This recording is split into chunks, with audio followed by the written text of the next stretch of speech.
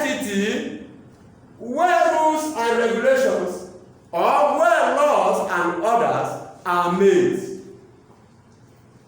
within a boundary by coercive or supreme authority. I have said it before.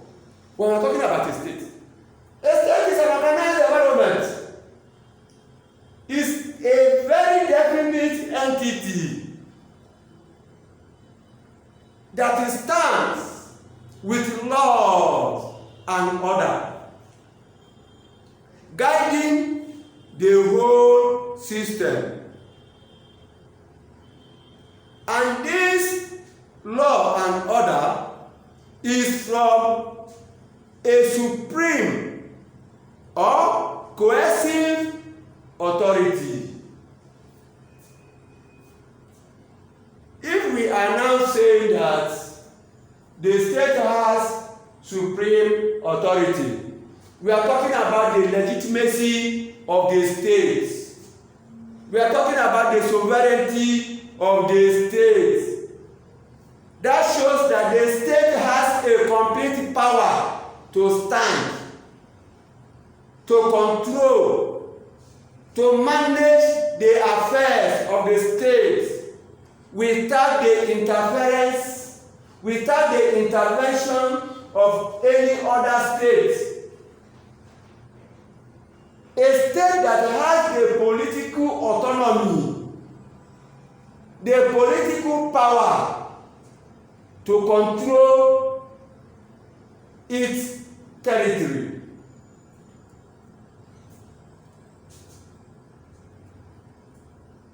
What are the features of a state? When we are talking about the features, we are talking about what the elements of a state. What do you mean by the elements of the state? We are talking about what? We are talking about the characteristics of the state. What do you mean by the characteristics of the state?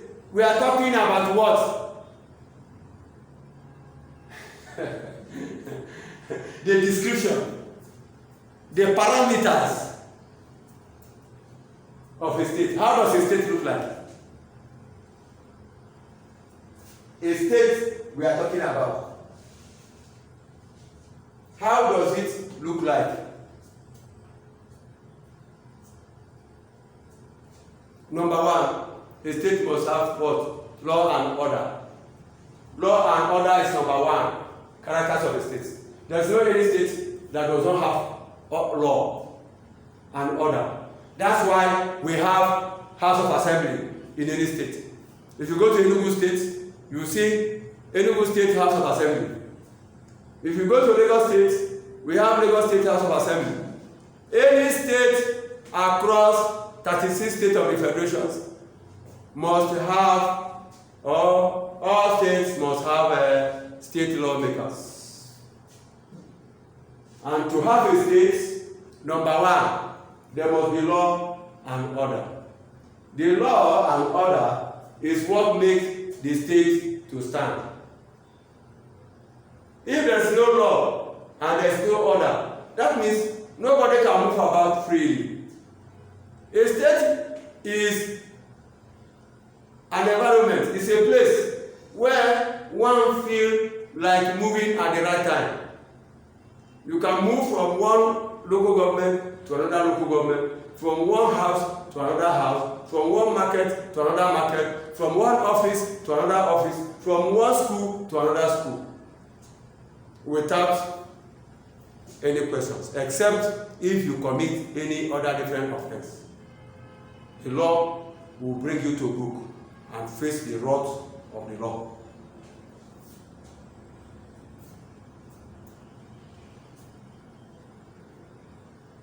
Another one is what we call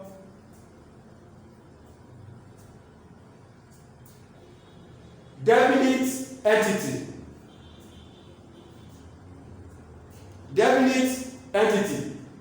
When we talk about a state must have a definite entity. When we are talking about definite entity, we are talking about boundary. are a state, if you are in a state, or if here is a state must start from a particular area, location to a particular end of the location. And from the end of that boundary, then another state must be there. For example, if you are trying to go to Abuja, at a time from Lagos, you get to the boundary of Lagos, between Lagos and Ogun State, we have a boundary. There's a place you will be, you will now say, I am still within Lagos State. But after the boundary, you enter Ogun State. And the moment after the boundary, you are no longer in Ogun State. That is a good example of what we are talking about as a definite entity, as a boundary. State has a boundary between another or each other. That boundary demarcates that this one belongs to this and this one belongs to this. Likewise, country. I told you earlier, when we talk about state, there's no difference between state and country. But when a country is so vast, so voluminous, we now say states. State will now be reigning. State will now be reigning. It is when we now divide the country into states and appoint a governor. It now helps the president in terms of administration, in terms of control, in terms of governance, and other aspects of leadership. As I have earlier said, in some country, it might be only, as we are here, just as we are having Lagos, all local government in Lagos is within Lagos. But if you go to Kano State, if you see one local government here, you walk up to about 45 kilometers before another local government. The distance is so much and so far. 3. Another characteristic of a local government, not local government, of a state. Another characteristic of a state is what we call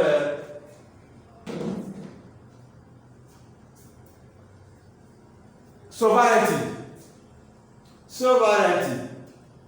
Sovereignty is also a feature or one of the characteristics of a local government, of a state. Sovereignty means when a state has a complete power or apparatus to control the state itself. If a state, a country, is not being colonized, is not being controlled by another country, that means that country or state has a coercive or supreme authority to rule his people. If that is the case, we call it sovereignty.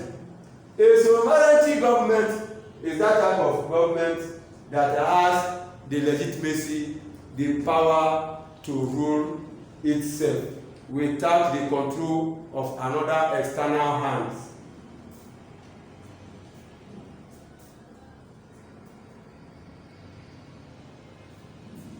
Another characteristic of states is that a state must have what we call population. A state must have what we call population.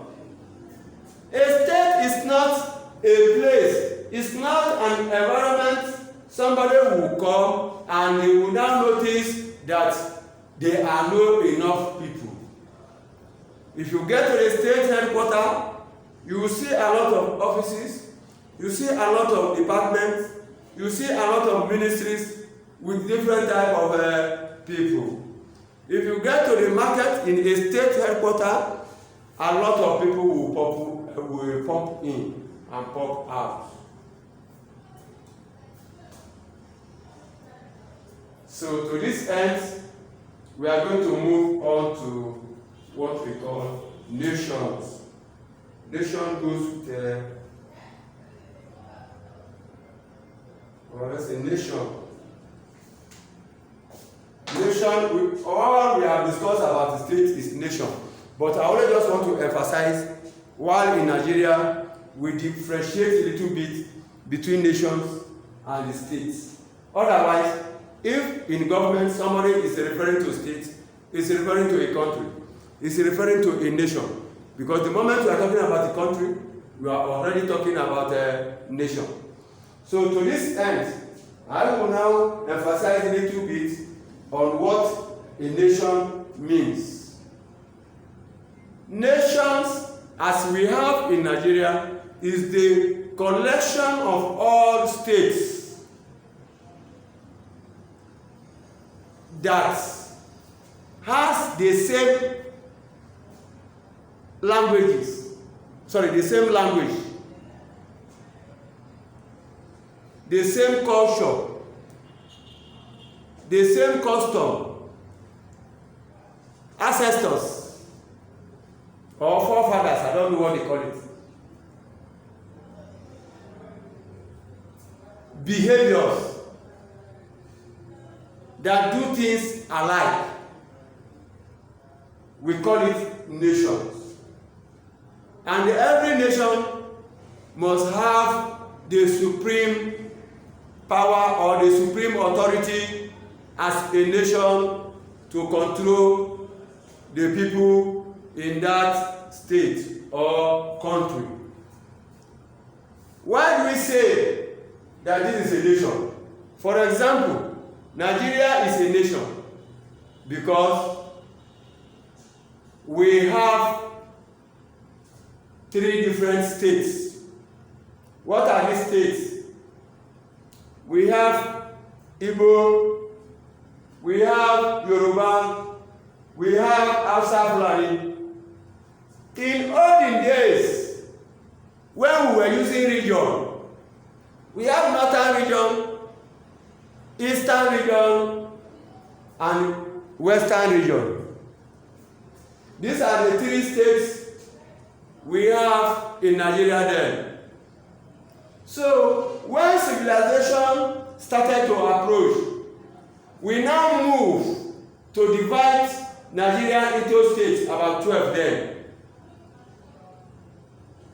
So from there, we continue to split to this level. And that time, you can see when we talk about Eastern region, all is about Igbos. When we talk about Hausa region or Northern region, we are talking about Hausas and Fulani. Hausa is Fulani, Fulani is Hausa. Despite that they are having the same different traditional name, I don't know. But Hausas, Fulani, they are the same. Then we have Western region. Western regions is known as Yoruba people. But as a result of locations, some part of South, like Benin, that their location is very close to Yoruba, are classified to be under Midwest region, but still under West. But we describe that West as Mid. Otherwise, they're supposed to fall under Eastern region. So this is all about the nation. I say let me emphasize, because nothing different between state and the nation. Then from there we now move to what we call power, as we have been talking since. Each time we talk about power. When we are talking about politics, we talk about power. When we are talking about government, we talk about power at all levels. What is power, by the way? Power is the ability to lead.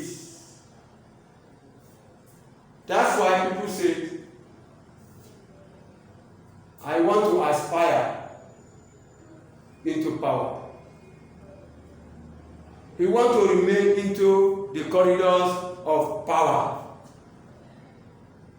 If somebody is trying to contest for a local government chairman, he's seeking for power.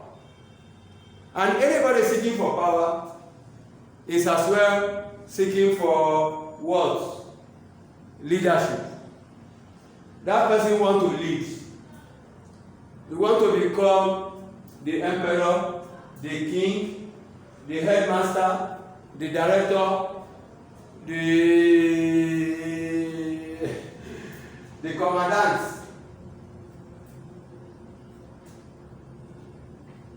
Of all, whatever power name we can give. Anywhere you are to lead, you are already in power. Whether you are a supervisor in your company, within your own limits, you are already in helm of affairs. You are already in the helm of affairs or helm of administrations.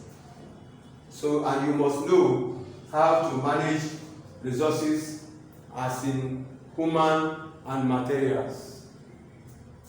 So when we talk about power, power is the ability to control the activities of other people.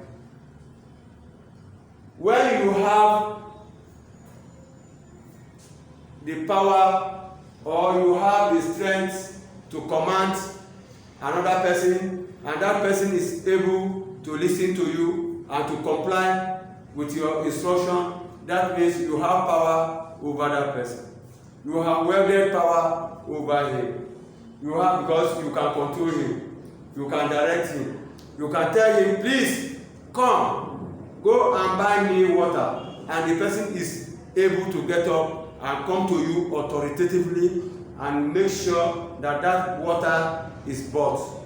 That means you have power over that person.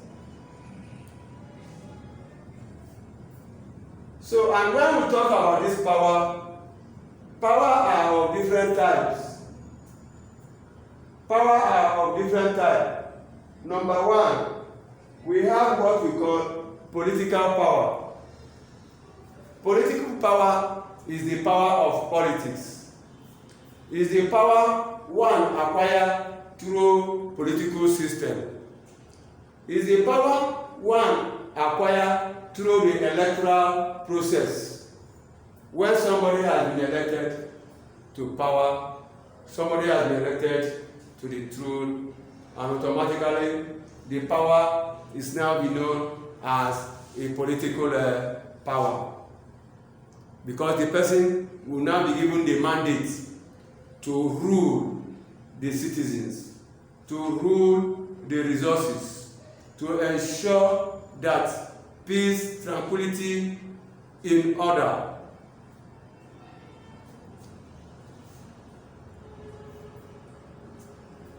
The second aspect of power is what we call charismatic power.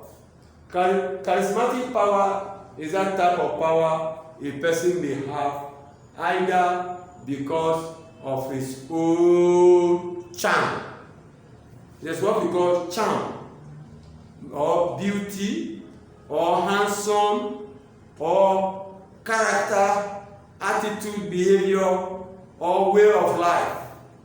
Maybe one particular thing in him makes people to like him. Anywhere, any place he goes, he has the likes of people. People always like him around. People always like him, whatever he's talking, whether it's not even making sense, like some other people. People always believe in his ideology, in his initiative, in his agenda. For example, when we refer to old Anambra State, there was a governor there before called Dr. Jim Mobudu, or Jim Mobudu. He was the former governor of Anambra State.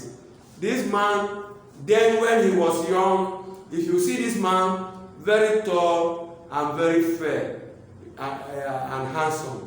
So at the moment he came out to talk, Everybody appreciated. Everybody always liked to listen to him. Whatever he decided, whatever he requested, people always be loyal to him. So this type of power is known as charismatic power. Power based on charm, power based on character, power based on likeness, power based on beautifulness, power based on handsome. Whatever being the character in him that makes people to be attracted is known as charismatic power.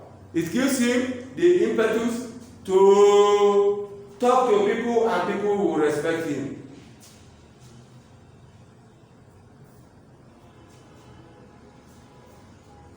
Another one is what we call physical power. If physical power is that type of power that has to do with one's synergy or capacity. It has to do with the force in a person.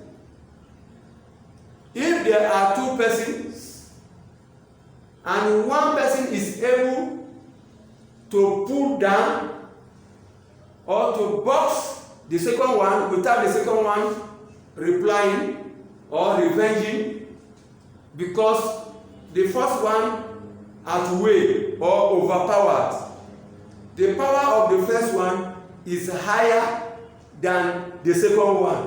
That type of power is known as physical power.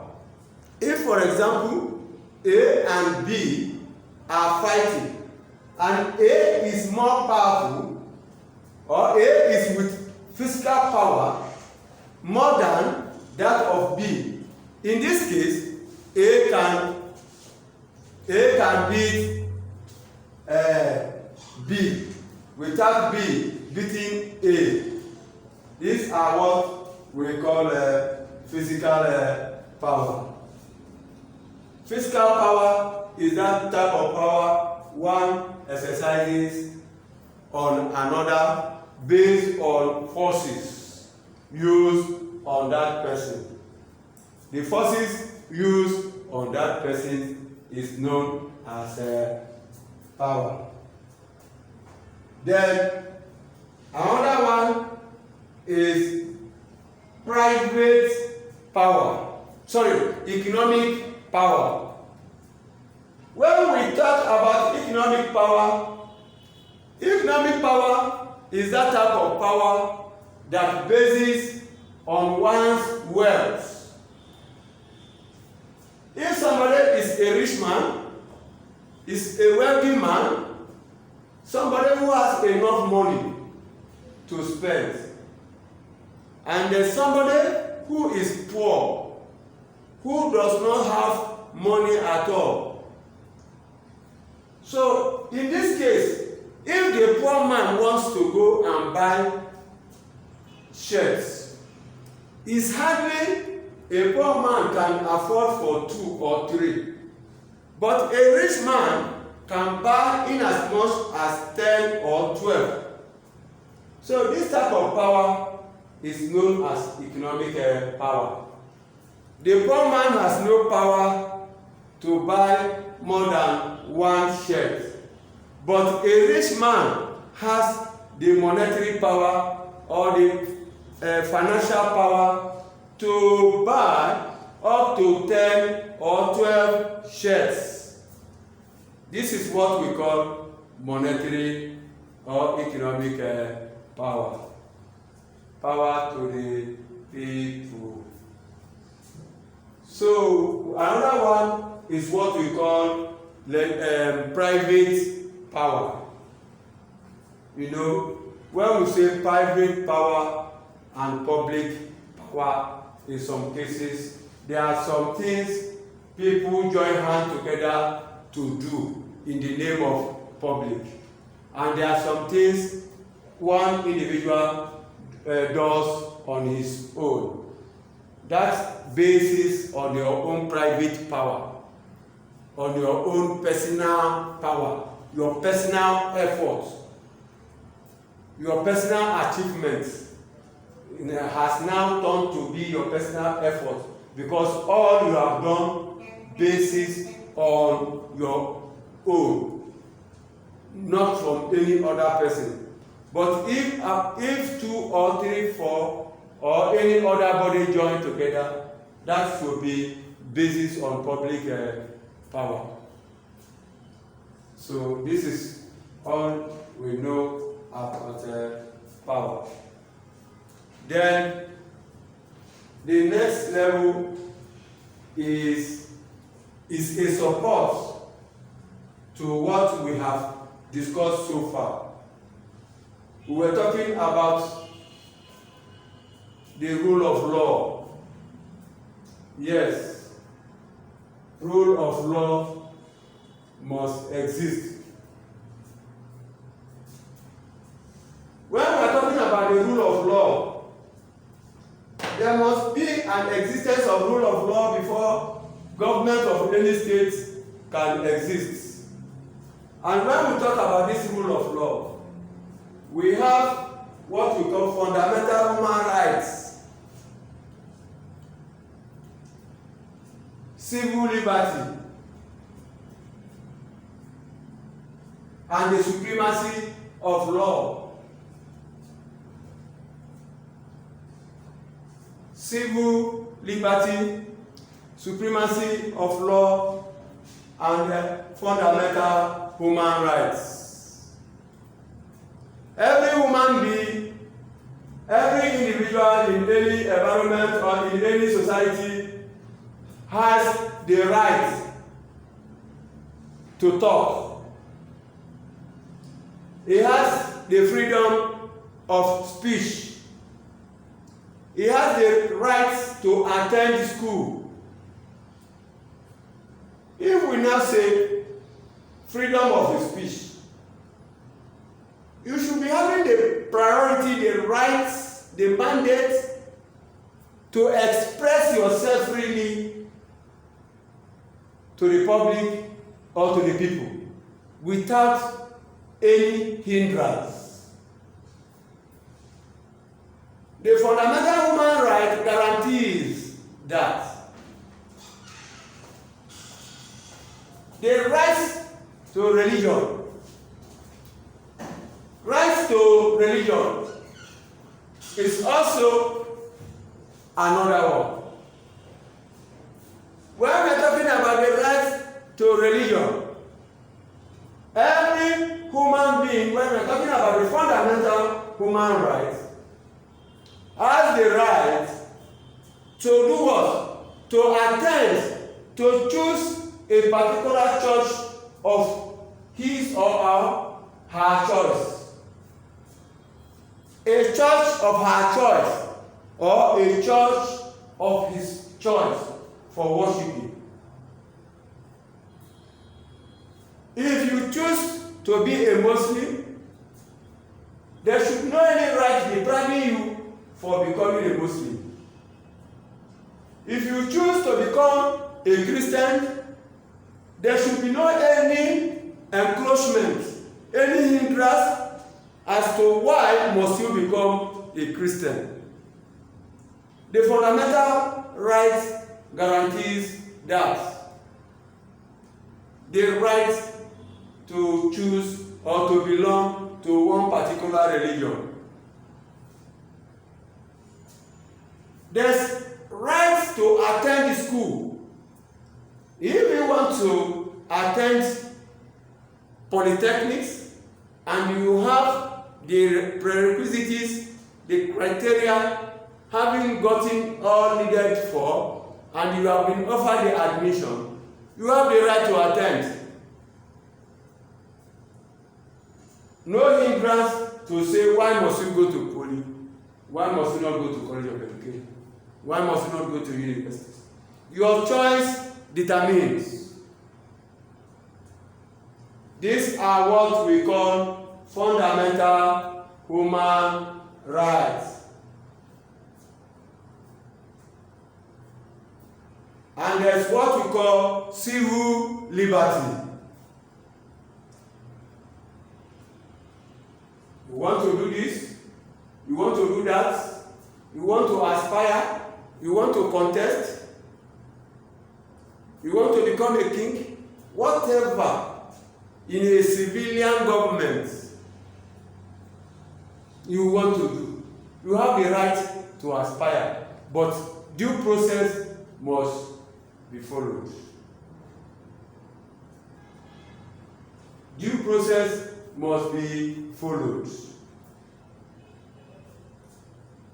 And supremacy of law. The law is not a respecter of anybody. As the law treats A, B must as well be treated. Nobody actually is above the law. There should be equality before the law. And everybody should be afraid the law. Everybody should be abide by the rules and regulations.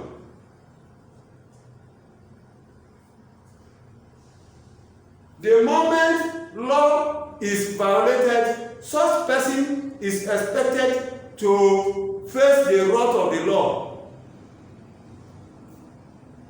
He has to be questioned.